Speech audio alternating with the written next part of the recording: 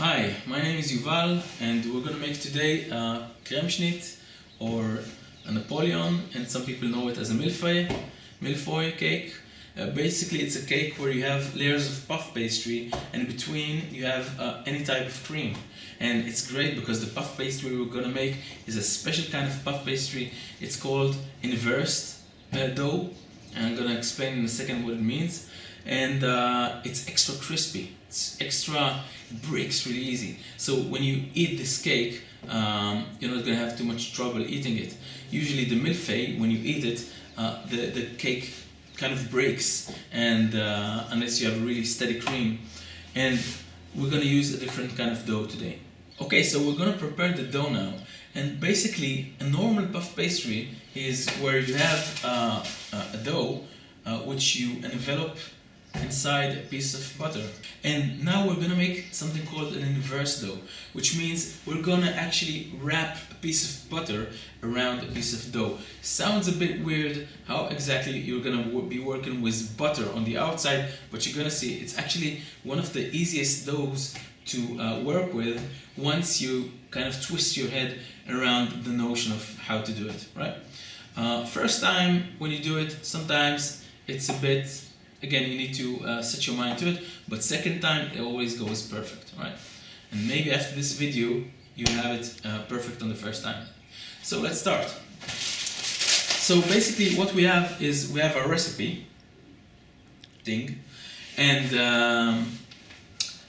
the recipe, the dough itself is made out of two parts. We have the dough itself and we have the buttery part, right? Just like a normal puff pastry, really. And what you're going to do is you're going to take parchment paper and cut it to the following size.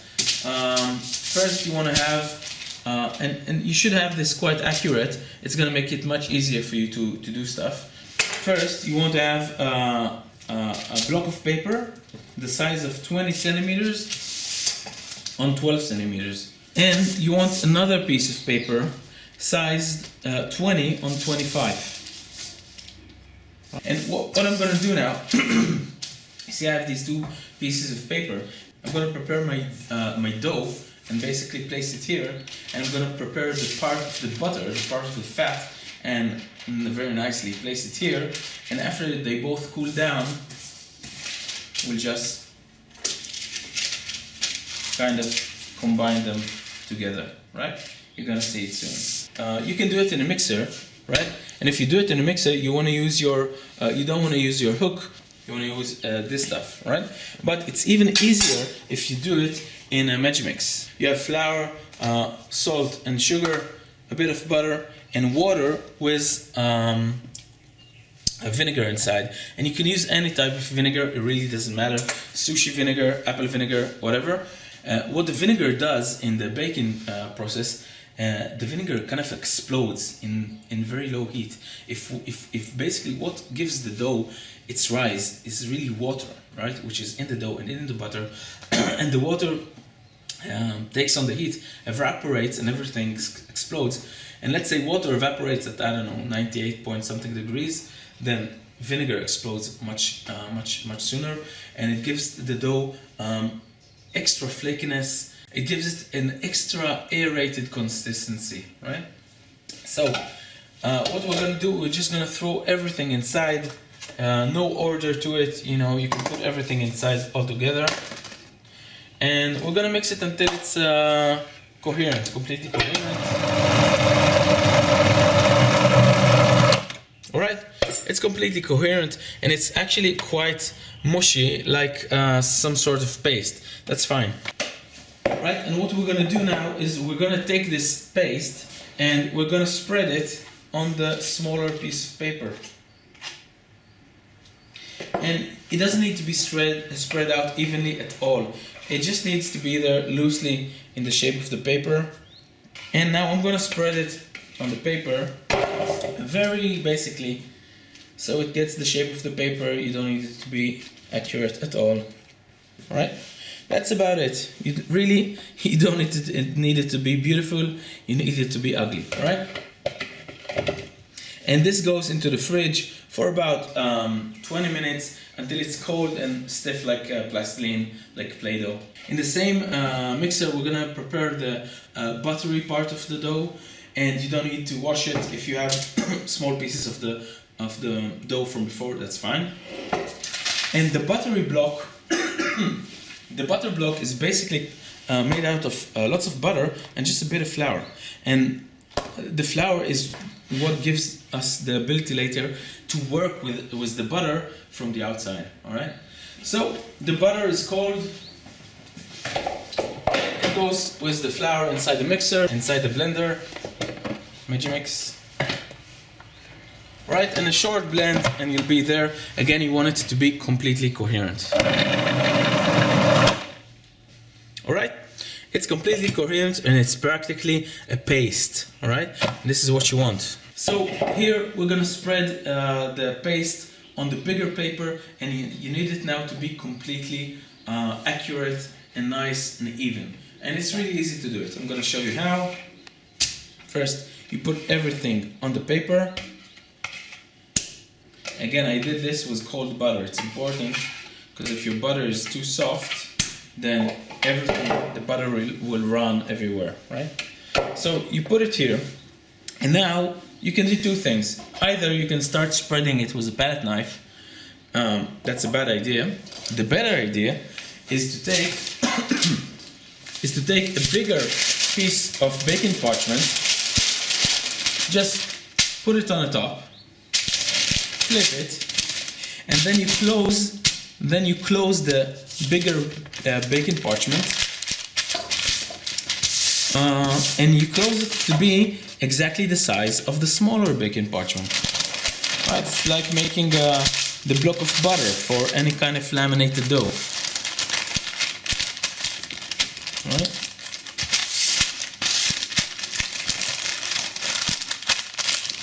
Right, and you flip it, and you give it a few slabs. Use your rolling pin.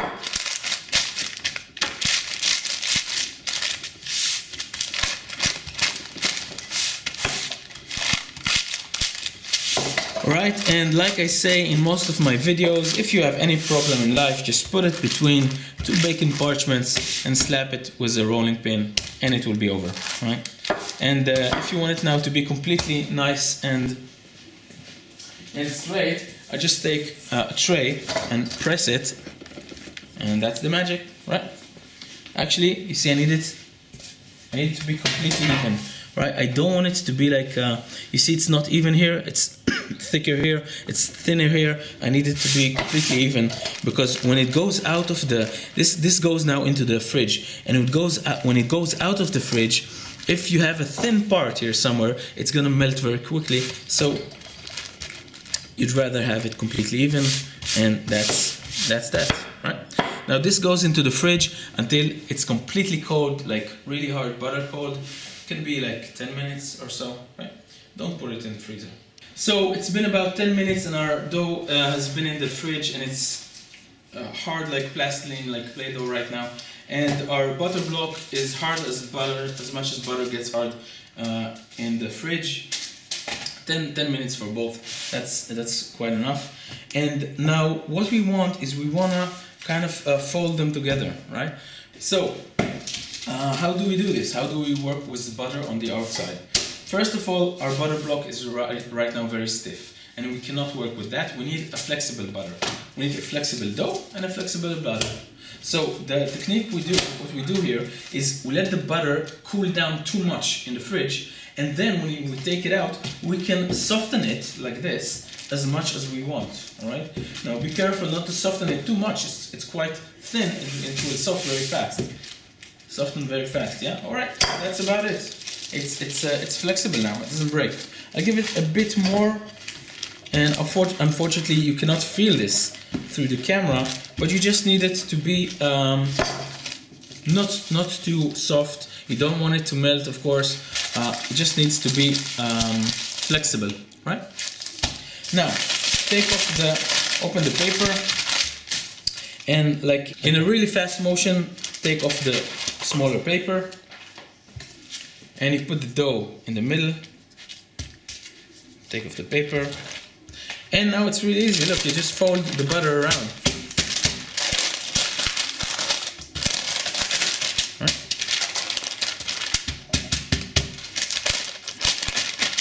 Okay. Now, really important, this dough, to flour the surface excessively, alright? Because you have butter on the outside and it's gonna stick. And when it sticks, that's end game. Right? So, you see I excessively floured the table and the dough goes onto it. Again, excessively flour the dough. Right? And I'm gonna start rolling it. So you see we have a piece of butter, a piece of dough and a piece of butter. And basically we're gonna now roll it out, thin it out, and start folding it to get more layers of butter dough, etc. Right? And that's how we're gonna get our puff pastry.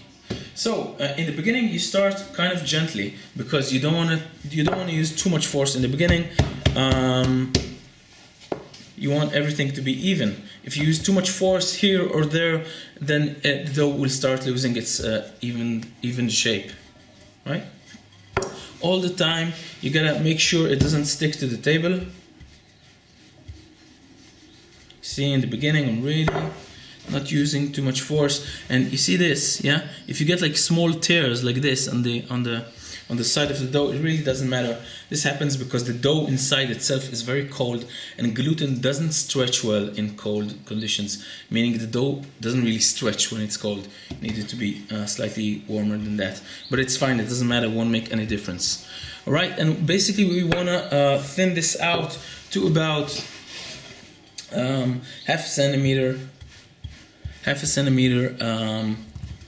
in thickness, right? And now we're gonna make a fold, and the first fold we're gonna make is called a double fold. It looks like this. You take about 2/3 of the dough here and about 1/3 of the dough onto itself. I'm gonna brush the flour away from the dough as much as you can. It doesn't matter because there's so much butter in this, it's gonna come together anyway. And the bigger piece on the smaller piece, that's our first double fold, and it gives us four layers, all right? And now we're gonna give it another fold, and of course we opened it already to this side, right? So we're gonna open it to the other side. So turn it 90 degrees, clockwise, counterclockwise, doesn't matter. And before I start rolling, I'm gonna give it like a locking motion. I'm gonna lock it in place because otherwise there's nothing really sticking the layers together, right? And just keep rolling it until you get again to about half a centimeter of thickness. That's so easy. That's about it. Actually, gotta say this amount of dough is perfect for making by hand. It's really convenient. And again, we're gonna make a double fold.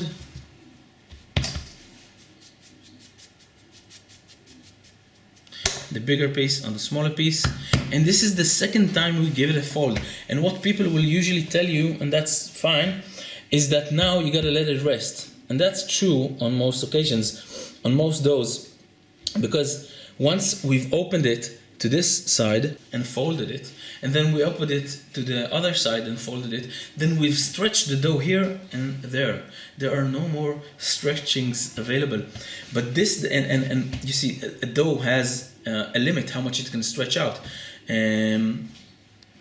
But this dough is so fatty, and it's got such a high fat content in it, and the gluten doesn't really develop. The dough itself cannot get too much elasticity, and it's possible to make another fold, basically. So what you would do in a normal case, you would give it 2 folds, cling film it, and send it to half an hour to the fridge, and then continue folding.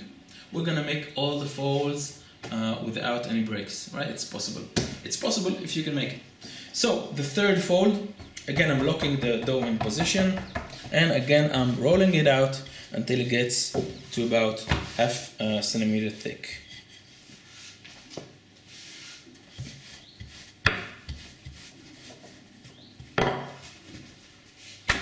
Make sure all the time it doesn't stick.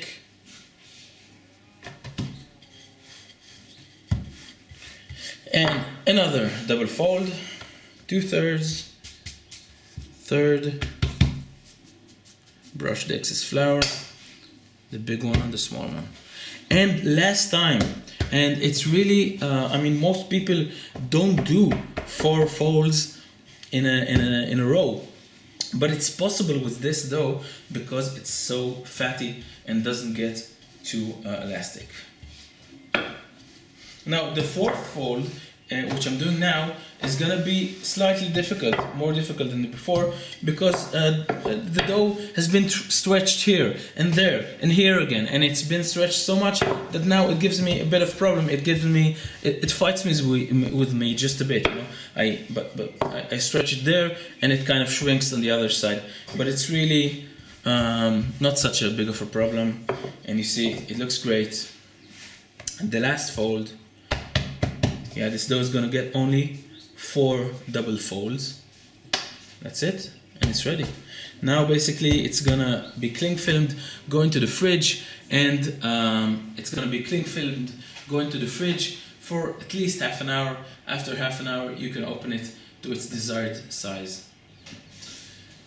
Okay, our dough has been in the fridge for about 35 minutes. It's nice and chilled, and we're gonna open it now to the final form.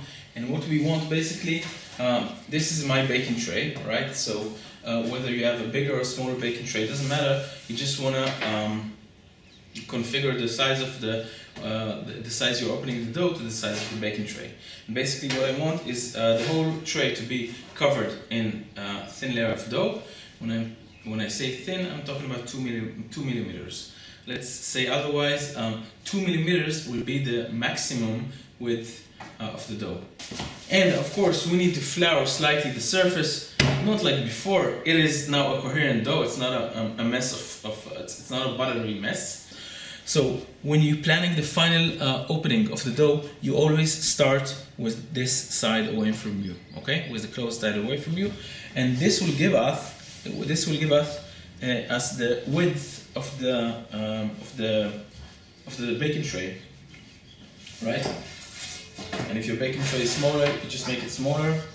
And you always wanna do it a bit more than the width of the baking tray, because it's gonna shrink just a bit in baking and also right now.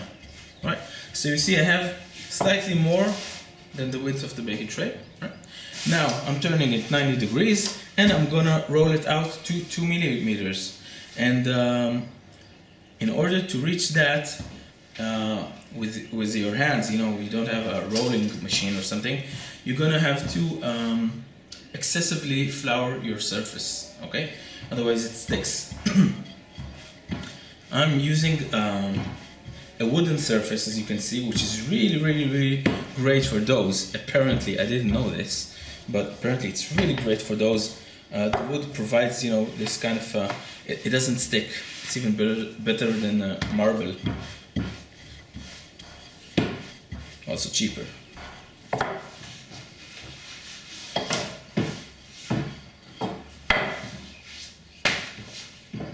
So you see, it's quite easy to roll out the dough. Actually, out of all the doughs I can think about, you know, puff pastries, yeast doughs, sweet pastries even, this is one of the easiest dough to roll out because, like we said before, it's got such a high fat content inside of it, and the fat doesn't let the gluten develop so easily.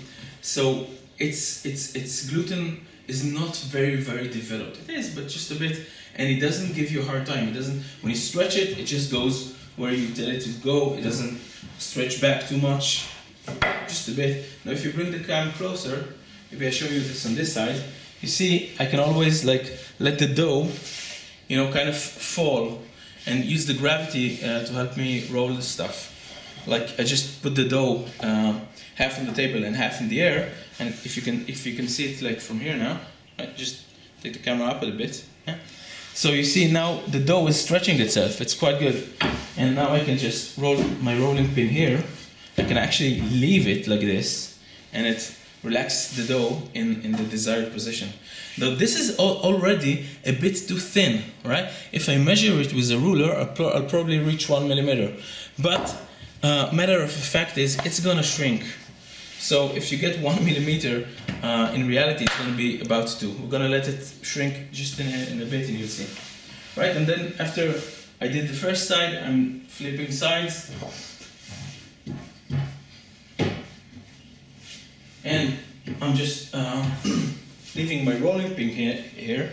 And then what's happening is the dough itself is pulling from this side, and the rolling pin is holding it from this side, and you get a nice stretch. And while the dough is resting in the stretch, it embraces its new position. Right? So that's about it. Right? That's about the width. Right? Now, for this instance, because we talked about we're going to make today sort of a round tower of a mille-feuille, and I want to cut the dough into its desired shape. So I have these cutters. You can use also glass, but actually you really do want something to have a really sharp edge. Yeah, a glass will squish it a bit, and you'll get your puff will be less nice, right? So you do want something like this. And before I cut it to the desired shape, I want to let it rest a bit, because if I just rolled it out and I'm going to cut it straight away, it's going to shrink. It's not going to give me a round mille-feuille. It's going to give me a different shape. So after it rests for 5 minutes, let's say I'm going to start cutting it. You see, I'm cutting the form, and do it as tight as you can so you can get your maximum yield of this dough. And basically what I want to have is I want to fill my tray as much as possible, because before baking I'm going to put another tray on the dough. So it's quite important to have the tray as full as you can with these shapes, because if you have it only on one half of the baking tray, it will not be baked even. All right. Now, when I put my let's say when I put my other tray on it, you see, it will hold nice and evenly. Right. I'm not going to do it just yet. I need my oven to be warm. Right, and now we do the medium shapes, 6.5 centimeters, I believe. And again, you want to have at least about 12 of these on my tray specifically, because again, I want to have my tray as full as possible. And you see, this amount of dough is perfect for this, because you get like about, show this tray over here, you get about 9 big ones, and then you get about 12 medium ones, and then you can have lots of small ones, right? Right, so once you have your shapes of the dough spread out evenly on the baking tray, you can put it inside. We're just going to put now a weight, another tray to act as a weight on the dough. Again, because we don't want it to puff too much. And even with the tray, and even that the dough has been spread out very thin, it's gonna puff really nice, right? So it goes into a preheated oven, about 220 degrees for about 20 minutes, and it's gonna be baked. And you're just gonna see by the color when it's baked. 25 minutes tops. All right, so we're gonna check if it's baked. You just take your knife and you lift one of the trays, and you see really nice color. I'm gonna take this tray out. The bigger ones, you see the color. Maybe if you see the color as well, you see it? Yeah. All right. So the big ones, I'm gonna give them a few minutes more. And when you take it out, try to take the tray from the bottom. Right? Don't like press all the trays together. Like, you know, you can squash it, and the dough itself is quite delicate. Right? Taking the top tray up, right? And they're really nice. They puffed just like I wanted. And if you want to see how crisp they are, check it out. It's still a bit warm, but look, it's like completely flaky, right? Very, very crispy, very easy to break. We're gonna make now the cream for our cake, and we're gonna make pastry cream, the crème of the pâtissier. I like it nice and simple, like this, and I am gonna add some white chocolate to my pastry cream. and take down the sugar quantity in my original recipe. And the white chocolate basically makes the cream a bit more steady when I pipe it in the cake. So let's see what we have here. We have here our egg yolks, all right, by the recipe we gave you. Our egg yolks, our sugar, our cornstarch, and of course our milk. It's a milk-based cream, right? So let's start. We're gonna put our milk in a frying in a saucepan, and we're gonna just let it boil. Meanwhile, we put our sugar in the egg yolks and give it a nice stir. Yeah. If you don't stir sugar, which hits eggs, it will immediately make lumps for you. So stir it immediately. And basically, theoretically, if the sugar dissolves, it will not create any more lumps. But as long as it's a lumpy sugar, it can basically kind of like bake the egg. Like this. And then you put your cornstarch in. And just mix it until it's completely smooth. There's a large quantity of cornstarch in this recipe, which means it's going to be extra thick, it's going to be extra stable and steady when we pipe it, which is good, but it also means it's going to curdle, it's going to come together very fast on the saucepan. So when this goes into the saucepan, the motion needs to be very, very fast, right? Alright, so you just need a small simmer in the milk, and I don't know if you noticed, but there's like really small bubbles being made here. It's boiled enough. We're not gonna put the yolk in the milk because it's gonna curdle right away. What we're gonna do, we're gonna put about 1/3 of the milk into the yolk while stirring. Right? And when this is completely coherent, we immediately put it back into the boiling milk. Alright, and I'm working on medium temperature, medium height, medium fire. And now we said, like we said, there's a lot of cornstarch here, so you're gonna have to be constantly whipping this, constantly stirring this, so there's no lumps being formed on the bottom. And you're gonna stir it until it's completely thick, until it's completely thickened, and you'll also see a bubble being formed, a big bubble. Wait for it. You see it's thickening, thickening, thickening. See, it's completely thick now.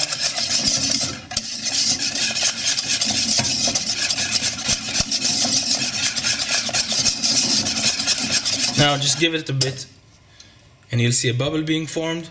Bloop. It's ready. I'm throwing the chocolate inside and stirring until the chocolate is completely melted.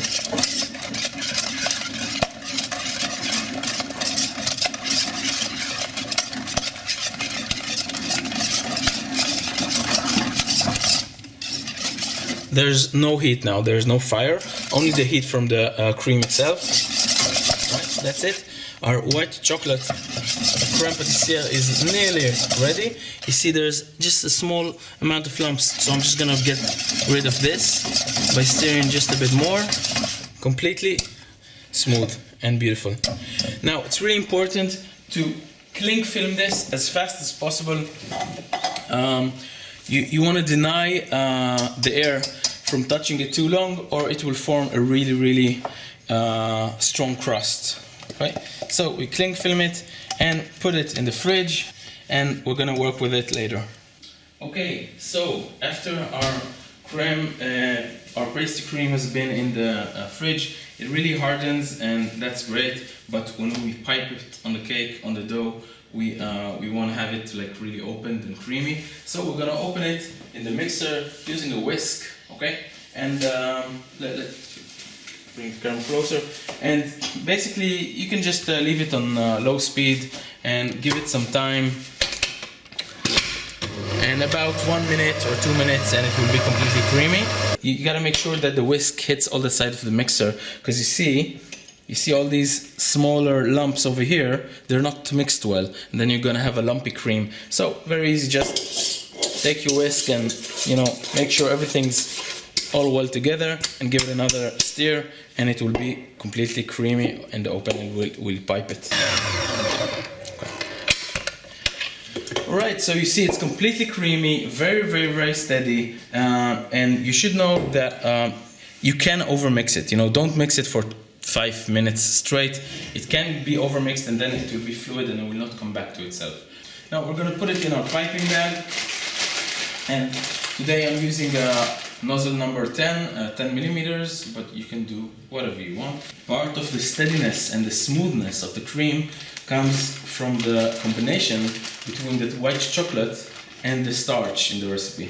So we got our pieces of dough baked and ready, right? And we're just gonna make very easily. First floor, small drop. Make sure the droplet doesn't reach the outside edges, because we're gonna soon put another dough on it, and then give it a nice little squash, and then everything will go a bit to the side. I have some frozen raspberry here, and what I do, I just place it and crush it.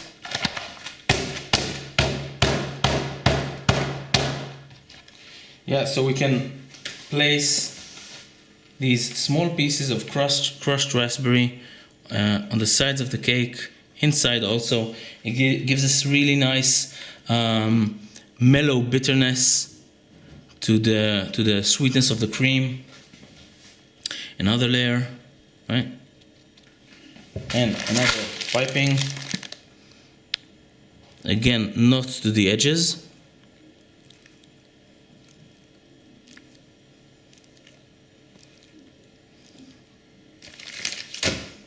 Some more raspberry, broken frozen raspberry. And you can actually, there's a product you can also use, dried raspberry, that's really good, but I like the frozen one. Alright, and on the top I just pipe a slightly different shape, but you can do anything you'd like really. And another small piece of raspberry on the top, and that's your mille-feuille tower white chocolate raspberry. Some powdered sugar to finish the magic. And most importantly, for the tasting, right? The dough breaks really easily. You can see the texture, it's very crumbly, and it breaks really easily. It's great.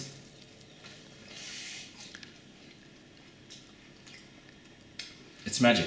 The white chocolate, it's too sweet, and the raspberry gives it a great contrast, a great bitter sourness contrast. But then you got the dough, which kind of soaks all the sweetness, because the dough itself is not too sweet at all, just a bit of sugar in it. And you got the sourness of the raspberry. It's absolutely perfect. Okay, so that's it for today. You got your white chocolate raspberry mille-feuille tower, and if you liked the video, please press the like button. And if you want to see more videos like this, which I'm gonna make, please subscribe. And if you have any comments, if you want any specific topic covered next time, please comment me.